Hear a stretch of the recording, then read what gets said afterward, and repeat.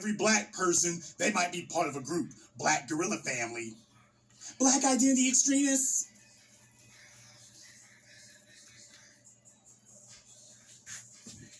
They go on to say, but another classmate who did know Long and confirmed that he came off as, quote, super shy, said that back in high school, when a video emerged in which a Sequoia student used a racial slur against a school security officer, Long spoke out. Quote, I specifically remember, the classmate told WGCL TV in Atlanta, that made him angry. And he said, that's dumb. Like, pretty much like, why are they being racist? So now they try to clean it up.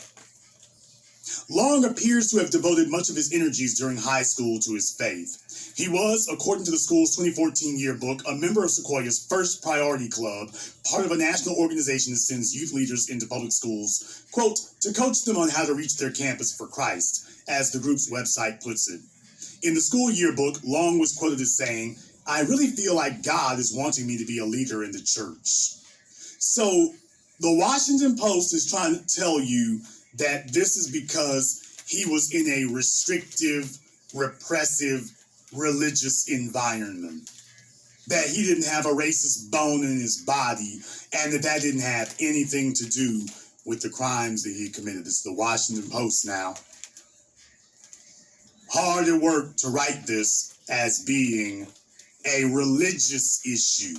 I mean, they're just immediately telling you you can dismiss the white supremacist angle out of hand. So what they're trying to do is insulate themselves from the black media when they know that we're going to uncover all this and tell you, oh, they ain't got nothing to do with it. Next section, an unsteady adult life.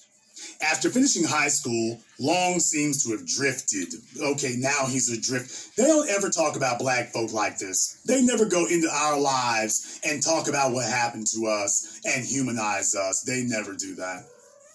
That never happens. When you're black, it's that criminalized animalistic Negro. I mean, take a look at how far they're going. This is reading like a novel. The poor, tragic, misguided youth. When you're black, roving gangs of criminals, wilding, gangs of thugs. These young men, how old is this young man? 13, 12. These men were going around, 12-year-old men, yeah, close enough. After finishing high school, Long seems to have drifted. He took odd jobs for neighbors. He enrolled at the University of North Georgia campus in Cumming, 45 minutes from home, but left after 1 year without completing any degree program at the school, which primarily offers community college level courses. In 2018, he was baptized at his family's church. By 2019, he was involved in a relationship with a woman in Chattanooga, Tennessee. But his parents called the police that month to report that Long, then 19, had gone to visit the girlfriend and refused to return, according to a report from the Cherokee County Sheriff's Office. Okay. A deputy who met with the parents at their house wrote that Long had not returned on time from his girlfriend's home in Chattanooga and had texted his parents to inform them that he would not be coming back. Quote, he wanted a fresh start, the deputy wrote. Long and his girlfriend ignored his parents' repeated calls, they told the deputy, so they called 911. The parents said Long did not suffer from mental illnesses, did not take any medication, and was not suicidal, the deputy wrote. Now, people, if they got a copy of the damn deputy's report, usually you gotta have a court order to get that. How the hell the Washington Post get their hands on a deputy's report that damn fast? You usually have to have a court order to get something like this. They were able to get that in a couple of days? All right. They go on to say, so he told the deputy told the couple that Long did not match the criteria needed for a missing person report and instead issued a lookout alert for an, quote, overdue motorist. By August of that year, but by the way, y'all, as many black folk are missing right now, yeah, we're just never overdue. It's just damn them. By August of that year, Long was back in Woodstock, but not home with his parents. He was living, for about 6 months, at Maverick Recovery, a 12-step transitional housing facility in Roswell, Georgia, about 13 miles from home. He was also frequenting massage spas, one of his friends said, including, according to Atlanta police, the same Atlanta spas where this week's slayings occurred. Long sought treatment for his pornography habit and penchant for buying sexual services at massage facilities, according to his parents and Tyler Bayless, a roommate at Maverick from August 2019 through at least January 2020. Okay, folks, so what they're trying to tell you here is that these spas were little hoe houses, is what they're trying to tell you. It's right there in the Atlanta area. There's a string of Asian whorehouses. Now, they went and busted some of those, wasn't there, years ago, there was a story about some sorority administrator or whatever, one of them schools, who was she was running a prostitution ring. They busted her and a bunch of the damn clients. Didn't that happen a few years ago? Chick with that hairline was, pulled all the hell the way back. That hairline was towed all the way back.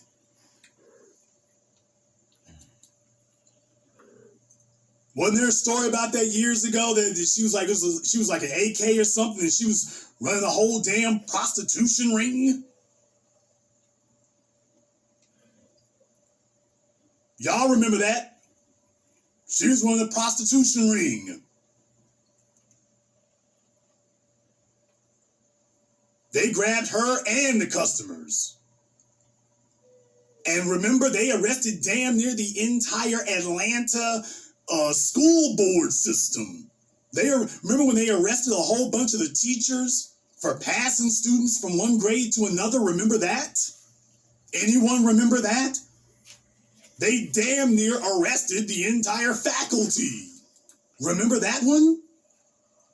So let me get this straight. If you black, you can't run a hoe house and you can't fudge nobody's school records. But if you're Asian, you can run a franchise chain of brothels in the Atlanta area.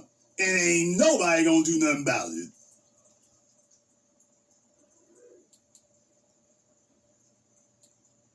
You can run a franchise chain of brothels in Atlanta if you're Asian. If you black, you can't even do the damn Boston Stomp around there without them folks coming to get you. Malcolm X said you can't be a whore in America unless the white man lets you. And these folk are letting you know, oh yeah, it's true. It's damn true. They bring these Asian immigrants. I said it. They bring these Asian immigrants over here. Oh, they doing nails, all right. They doing nails, among other things. They can run a chain of brothels. They got all these locations all over the damn place. Black folk can't get a loan for nothing, can't start a business for nothing. They bring these Asians over here, and it's like, okay, set it up and let it do what it do. I'm just giving you all the insights and analysis and all the degrees and avenues of this so that you can understand this is not accidental. This is part of a conscious, concerted effort by the society. And don't look for Keisha Bottom B, the mayor of Atlanta, to be doing nothing about that either. The article goes on to say, Bayless said Long spoke often about rekindling his religious faith, but repeatedly fell back into what he called an addiction to sex. Bayless, who said he was at the facility to recover from an alcohol and drug addiction, said Long was plagued by the conflict between his belief that his obsession with sex was immoral and his dedication to furthering his faith. Quote, he was militant about it, Bayless said. This was the kind of guy who would hate himself for masturbating, but would consider that, he would hate himself for masturbating, would consider that a relapse. Long told his roommates that his fixation on sex and his frequent visits to spas caused the collapse of his relationship with his girlfriend. Quote, my understanding of the timeline is he had a girlfriend was active in the church, all this other jazz. And then he started going to these spas, and eventually the truth came out, and it blew the whole thing, Bayless said. So them Asian gals turned him out. Oh, man. Oh, that's got to be rough on you, especially if you're dealing with suspected white supremacist tendencies. Take a look at this dude. This guy right here looks like James Alex Fields. He looks like the dudes who wanted to kidnap Gretchen Whitmer, the governor of Michigan. He looks like your typical alt-right white supremacist fundamentalist. Thor, Steiner, the whole 9 yards. He looks like one of these identitarians. He looks like one of these European identitarians. But let's just call it what it is. He went to them Asians because they know what to do. These are seasoned professionals, fresh off the boat from Saigon. They know what to do. They took him in the back and put him in a stranglehold. Now he's running around looking for them in the middle of the day with a flashlight. Probably ran out of money. He done blew up his relationship with his parents, his girlfriend, the job. It's just, oh man.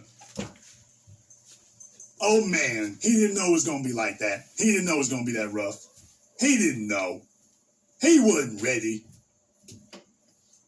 He wasn't ready.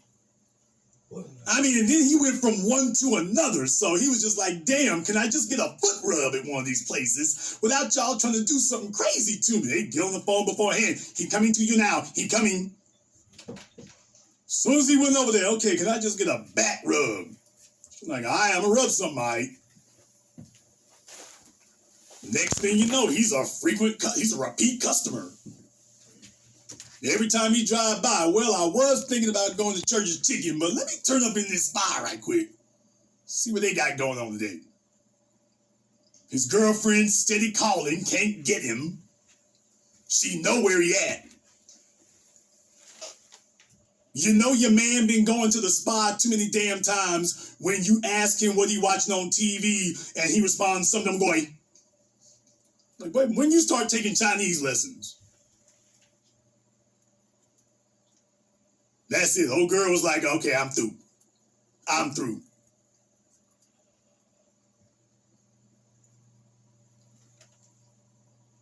They go on to say residents at Maverick were encouraged to hold each other accountable, the roommate said, and on at least 3 occasions, Long called Bayless into his room to hear him confess his sins. Long blamed his troubles on pornography, Bayless said. Quote, he hated the pornography industry. He was pretty passionate about what a bad influence it was on him. He felt exploited by it, taken advantage of by it. I'll be damned, y'all. Black folk can't be taken advantage of by nothing. We can't be taken advantage of by a damn thing. Y'all notice that? We never get any excuses for nothing. It's just get your criminal ass in here and get this life sentence or this death sentence, whichever one we slap on you. I mean, we're never just allowed to be. There's never any excuse for us. If something happens with us, that's just your ass. That's just it. You're just done. If something happens, you're through. They don't want to hear no excuses. They don't want to hear nothing. If it goes down, it goes down. You are just done. They go on to say here that to wean himself off porn, oh boy, this will be great. To wean himself off porn, Long set strict limits on his use of the internet, didn't own a smartphone, and deleted his Facebook account, Bayless said. Quote, he had a flip phone because he didn't want to be able to get online, the roommate said. He had a computer that had all the blocks in the world on it. Long would occasionally report to Bayless that he'd had sex or that he'd been, quote, masturbated by workers at massage businesses. Okay, so much for getting away from porn. Ain't that something? Well, you know, I feel really, really bad about this pornography thing I'm doing right here. I mean, I feel really guilty about this. I don't want to deal with pornography anymore. It's too bad. It's too invasive. It's too corrupting. No more pornography. All right, Robert, what you gonna do about it? I'm going down to his whole house. I don't want to watch sex no more. I'm trying to get over here. Yeah, I'm trying to make it break up in there. So let me go ahead and do that. That's a hell of a way to get away from pornography, huh? Yeah, he went from favoring watching it. He's like, yeah, damn, watching it. I'm trying to make it happen. All right. Okay. The men who lived at Maverick with Long would ask him why he sought out massage facilities rather than paying for a prostitute. And Long said he believed the spas were safer, Bayless recounted.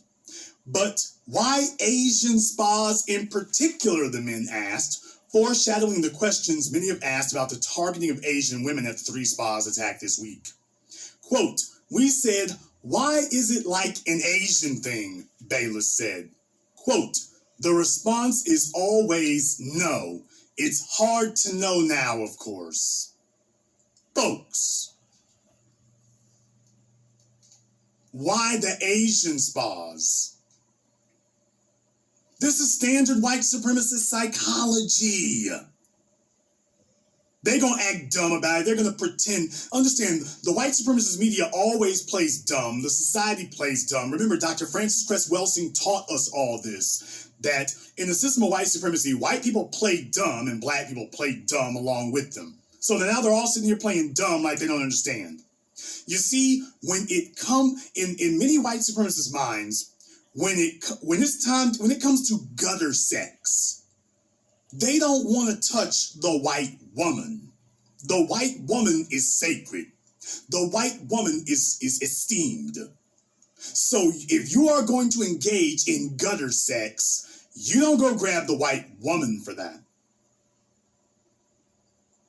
You don't do that. If you're going to engage in gutter sex, you go grab a black female. You go reduce her and degrade her. If you're going to go and get involved in gutter sex, you go get a Latina, an illegal alien. You go get somebody else. The white woman is the one you have the relationship with. If all you are interested in doing is exploring your gutter sexual fantasies, then you go get a non-white female. This is standard operating procedure, and the Washington Post is going to try to pretend like they don't get it and they don't understand and they don't know. Never heard of it. This is the way it's always been. That when you are ready to slut somebody out, when you are ready to degrade somebody's women, you don't grab yours and do that.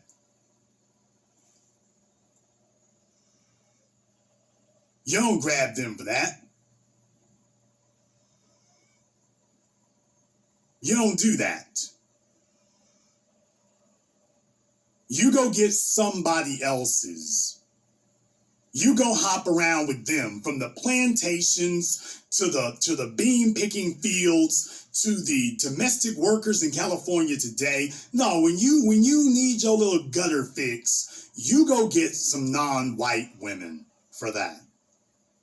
Okay, but also at the same time, as you also know, Asians are honorary Aryans. The religion will allow that. I submit to you all that if this guy were really part of a, quote, religious fundamentalist group or conservative group, white supremacy and conservative Christianity go hand in hand. It's not even really clear which one created the other. So if they are fundamentalists or strict conservatives and whatnot, then you need to go ahead and understand, oh, okay, that's what that's about. That's what that's about. That's what that's about.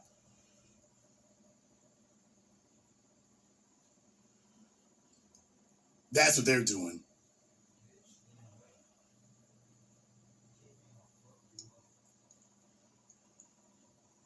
They're honorary Aryans, so in reality, it's a way of, they are an acceptable substitute. Remember, I interviewed Richard Spencer, and Richard Spencer used to have an Asian girlfriend.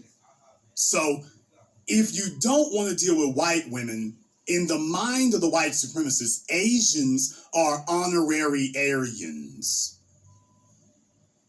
They are not genetic Aryans, but they are honorary Aryans. They are friends of ours. So they are an acceptable substitute. for physical purposes. They are a guilt-free alternative. Oh, connecting all the dots. Connecting all of them. Leaving nothing out. Leaving nothing out. The article goes on to say, on one occasion, Long came back from a massage spa and called Bayless in to say he was having suicidal thoughts. He was, quote, living in sin and walking in darkness, he told his roommate. Long said he was fighting for his salvation. Bayless said he urged Long to seek psychiatric or psychological care, but Long insisted on sticking to spiritual counseling. Quote, he was uninterested in therapy that was not specifically related to the church, Bayless said. After leaving Maverick, Long transferred to an intensive inpatient addiction facility, Hope Quest Ministry Group, which specializes in treating sex and pornography addictions and the traumas that fuel them, using counseling, quote, integrated with Christian principles, according to the group's website. Hope Quest, which sits on an 18-acre wooded campus in Long's hometown of Woodstock, says it started more than 2 decades ago, mainly as a drug and alcohol rehab center, but now finds that about half of its clients are there to confront sex and pornography addictions. Hope Quest's Woodstock facility lies 1 mile from Young's Asian Massage, where the first shootings took place on Tuesday. After the 911 call by Long's parents in 2019 when their son didn't return home, police have no record of any contact with the family until Tuesday evening. At 6:51 p.m., as his son's image appeared on TV and all over the internet, Robert Long called police. It was nearly 2 hours after the first call to police about the shootings. The suspect police were looking for, the father said, according to 911 records, could be his son. Moments later, another anonymous caller told police that Long, quote, was kicked out of his parents' house last night, according to a log of 911 calls. The caller added that Long, quote, was emotional. Other 911 calls soon trickled in. Some callers said they knew the shooter by name. A woman called police shortly before 8 p.m. to say the suspect looked like Aaron Long, her old co-worker. As a result of the beer virus, he had been furloughed from a company that installs trade show exhibits, the 911 call log noted. Reached by a reporter, the woman declined further comment. The company did not respond to requests for comment about Long. Interesting how the Washington Post was able to get their hands on 911 calls, deputy records. Boy, all that damn Amazon money sure is going to good use to run interference for and create sympathetic stories and narratives about white supremacists. Ain't that great, boy? I'm telling you. Ain't white supremacy's resources grand?